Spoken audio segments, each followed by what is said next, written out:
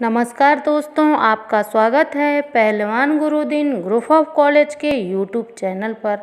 मैं प्रोफेसर रंजना श्रीवास्तव, पहलवान गुरुदिन महिला महाविद्यालय से। मैं आपके सामने एक बार फिर उपस्थित हुई हूँ समाजशास्त्र का नया टॉपिक लेकर। अपनी टॉपिक शुरू करने से पहले यदि आपने हमारे चैनल को अब तक सब्सक्राइब नहीं किया है तो प्लीज़ सब्सक्राइब करें और उसके बगल में दिए गए बेल आइकन को ज़रूर प्रेस करें ताकि हमारी सभी नई वीडियोस की नोटिफिकेशन सबसे पहले आप तक पहुंच सके। दोस्तों, लाइक और शेयर भी ज़रूर करें। आइए चलते हैं आज के टॉपिक पर। आज हम लोग बीए फाइनल के सेकेंड पेपर में टॉपिक लिया है वैयक्तिक अध्ययन। आज हम लोग वैयक्तिक अध्ययन के विषय में चर्चा करेंगे। वैयक्तिक अध्ययन अथवा एकल अध्ययन पद्धति किसी व्यक्ति, संस्था अथवा समुदाय के सर्वांगीण अध्ययन की एक विशेष विधि है। वास्तविकता यह है कि संचार शोध अथवा सामाजिक अनुसंधान के अंतर्गत केवल सांख्यिकी और परिमाणात्मक प्रविधियों से ही अध्ययन करना पर्याप्त नहीं होता है, बल्कि अनेक तथ्य ऐसे होते हैं जिन्हें समझने के लिए गुणात्मक विधि द्वारा अध्ययन नितांत आवश्यक हो जाता है। संचार शोध में वैयक्तिक अध्ययन तब किए जाते हैं जब शोधकर्ता को किसी घटना को समझने या उसकी व्याख्या करने में किया जाता है। वैयक्तिक अध्ययन का केंद्र सामान्यतः कोई व्यक्ति या छोटा समूह होता है। वैयक्तिक अध्ययन में अध्ययन किए जाने वाले परिवर्तनीय तत्वों या घटनाओं की पहचान करने का अवसर मिलता है। वैयक्तिक अध्ययन में दस्तावेज, ऐतिहासिक कलाकृतियाँ, व्यवस्थित साक्षात्कार, सीधे प्रेक्षण और यहाँ तक कि पारंपरिक सर्वेक्षणों को भी शामिल किया जाता है। समाजशास्त्र में वैयक्तिक अध्ययन का अनुप्रयोग सर्वप्रथम हर्बर्ट स्पेंसर ने किया था, किंतु व्यवस्थित तथा वैज्ञानिक रूप में इसका प्रयोग फ्रांस में परिवारों के आय व्यय के अध्ययन के लिए चार्ल्स लिपले ने किया था। हिली विलियम द्वारा बाल अपराधियों का अध्ययन करने के क्षेत्र में यह पद्धति उपयोगी सिद्ध हुई है। वैयक्तिक अध्ययन क्या है? वैयक्तिक अध्ययन का अर्थ कई बार किसी व्यक्ति के निजी जीवन के अध्ययन से लगाया जाता है, जो कि उचित नहीं है।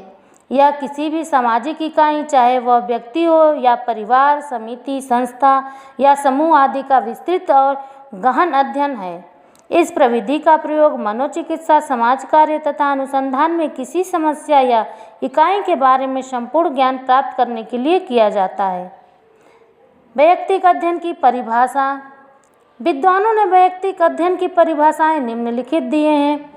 ओडम तथा जोचर के अनुसार वैयक्तिक अध्ययन एक ऐसी प्रविधि है जिसके द्वारा प्रत्येक व्यक्तिगत कारक, चाहे वह एक संस्था हो अथवा एक व्यक्ति या समूह के जीवन की एक घटना मात्र हो, उसका विश्लेषण समूह की किसी भी अन्य इकाई के संदर्भ में किया जाता है। पीबी यंग के अनुसार वैयक्तिक अध्ययन किसी एक सामाजिक इकाई, चाहे वह व्यक्ति हो या परिवार, संस्था, सांस्कृतिक समूह अथवा समुदाय के जीवन के अन्वेषण एवं विवेचन करने की पद्धति को कहते हैं। गुडे एवं हार्ट के अनुसार वैयक्तिक अध्ययन सामाजिक तत्वों को संगठित करने का वह ढंग है जिससे अध्ययन किए जाने वाले विषय के एकात्मक स्वभाव का संरक्षण हो सके। थोड़े से भिन्न रूप में यह एक पद्धति है जिसमें किसी सामाजिक इकाई को एक समग्र के रूप में देखा जाता है। बिसेंज तथा बिसेंज के अनुसार वैयक्तिक अध्ययन गुणात्मक विश्लेषण का एक विशेष स्वरूप है जिसके अंतर्गत किसी व्यक्ति, परिस्थिति अथवा संस्था का अत्यधिक सावधानीपूर्वक और पूर्ण अवलोकन किया जाता है।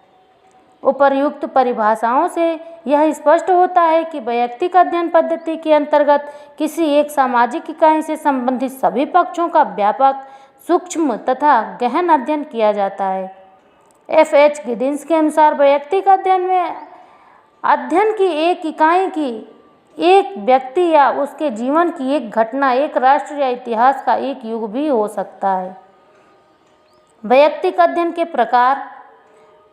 व्यक्ति का वैयक्तिक अध्ययन, समूह अथवा समुदाय का वैयक्तिक अध्ययन। वैयक्तिक अध्ययन की कार्यप्रणाली, प्रक्रिया। वैयक्तिक अध्ययन की कार्यप्रणाली हो हम निम्नलिखित चरणों द्वारा स्पष्ट कर सकते हैं। पहला, समस्या के पक्षों का निर्धारण। वैयक्तिक अध्ययन के लिए सर्वप्रथम अध्ययन की इकाई अथवा समस्या की प्रकृति का समुचित स्पष्टीकरण करना, इकाइयों का निर्धारण करना तथा अध्ययन क्षेत्र से पूर्णतः अवगत होना आवश्यक है। इस स्तर पर अध्ययनकर्ता को समस्या के विभिन्न पक्षों से संबंधित निम्नलिखित तत्वों पर ध्यान देना आवश्यक है। समस्या का चुनाव। वैयक्तिक अध्ययन के लिए समस्या का चयन नितांत जरूरी है, क्योंकि चुनी गई समस्या के आधार पर ही कोई अध्ययन हो सकता है, जैसे बाल अपराध, वैकल्पिक मीडिया, नागरिक पत्रकारिता आदि। इकाइयों का निर्धारण। समस्या के चयन के उपरांत के इकाई का चयन बहुत जरूरी होता है। जैसे समस्या वैकल्पिक मीडिया है तो उसमें कौन सा माध्यम, प्रिंट या इलेक्ट्रॉनिक आदि। इकाइयों की संख्या का निर्धारण। वैयक्तिक अध्ययन के लिए यह निर्धारित करना भी आवश्यक होता है कि अध्ययन की जाने वाली इकाइयों की संख्या क्या होगी। यह संख्या उपलब्ध साधनों और समय के अनुसार निर्धारित की जानी चाहिए। अध्ययन क्षेत्र का निर्धारण। अनुसंधानकर्ता द्वारा उस क्षेत्र का निर्धारण जरूरी है जहां अध्ययन करना है। विश्लेषण का क्षेत्र। समस्या के विभिन्न पक्षों की विवेचना के लिए विश्लेषण क्षेत्र का उल्लेख नितांत आवश्यक है। दूसरा, घटनाओं का कालक्रम। समस्या की विवेचना के बाद विभिन्न घटनाओं के घटित होने के क्रम को ज्ञात किया जाता है। यह भी ज्ञात किया जाता है कि इस दौरान क्या क्या परिवर्तन घटित हुए। घटनाओं के उतार चढ़ाव द्वारा भविष्य में होने वाले परिवर्तनों को समझा जाता है। तीसरा, निर्धारक कारक या तत्व। वैयक्तिक अध्ययन में उन कारकों का भी अध्ययन किया जाता है जो किसी घटना के घटित होने के उत्तरदायी होते हैं। प्रमुख कारक। ये वो कारक हैं जो किसी घटना के घटित होने के लिए मूल रूप से उत्तरदायी होते हैं, जैसे व्यक्ति को अपराधी बनाने के लिए साथियों का योगदान या गरीबी। सहायक कारक।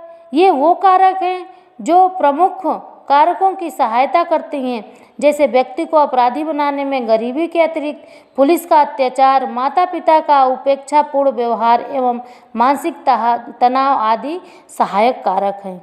चौथा, विश्लेषण एवं निष्कर्ष। यह वैयक्तिक अध्ययन का अंतिम चरण है, जिसके अंतर्गत सभी संकलित तथ्यों का वर्गीकरण एवं विश्लेषण करके निष्कर्ष प्रस्तुत किए जा सकते हैं। वैयक्तिक अध्ययन में तथ्य संकलन की प्रविधियाँ।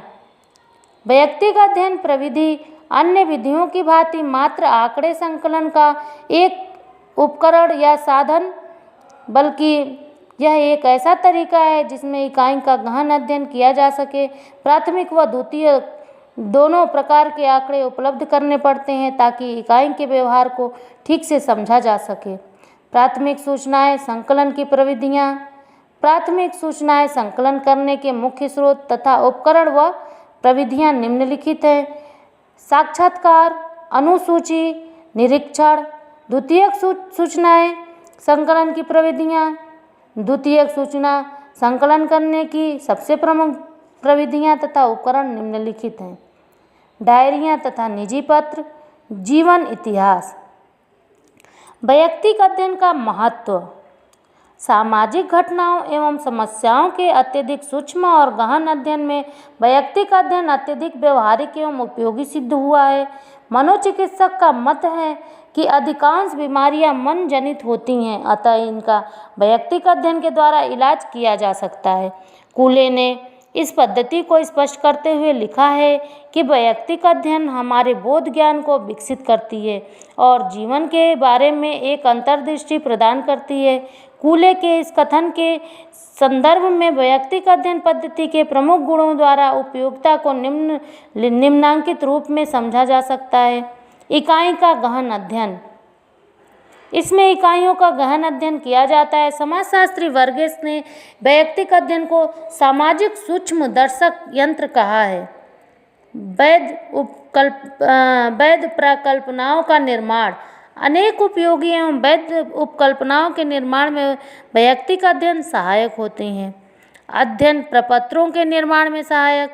प्रत्येक संचार या सामाजिक अनुसंधानकर्ता को वैयक्तिक अध्ययन के प्रयोग से अपने अध्ययन प्रपत्रों में सुधार समुचित अवसर प्राप्त होता है। वर्गीकृत प्रतिचयन में सहायक। वैयक्तिक अध्ययन पद्धति वर्गीकृत प्रतिचयन में अत्यंत सहायक पद्धति है। विरोधी इकाइयों का ज्ञान। सामाजिक सर्वेक्षण तथा अनुसंधान में केवल विषय से संबंधित इकाइयों का अध्ययन ही पर्याप्त नहीं होता, बल्कि जो इकाइयां विरोधी अथवा निरर्थक प्रतीत होती हैं उनके द्वारा कुछ महत्वपूर्ण तथ्यों को ज्ञात किया जा सकता है। अनुसंधानकर्ता के द्वारा ज्ञान का विस्तार।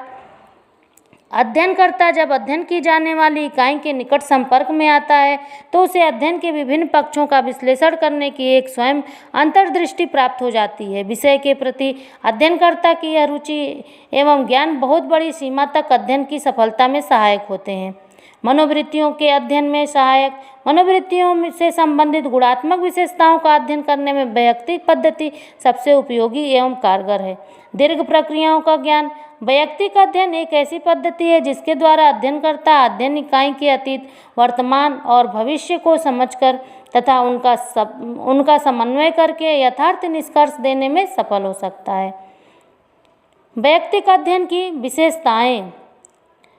अध्ययन की विशेष इकाई का अध्ययन, गुणात्मक अध्ययन, गहन अध्ययन, कारकों का अध्ययन, अनेक स्रोतों तथा प्रविधियों का अध्ययन। आज के लिए इतना ही दोस्तों, आगे फिर एक बार उपस्थित होंगी नई वीडियो के साथ। तब तक के लिए नमस्कार, धन्यवाद।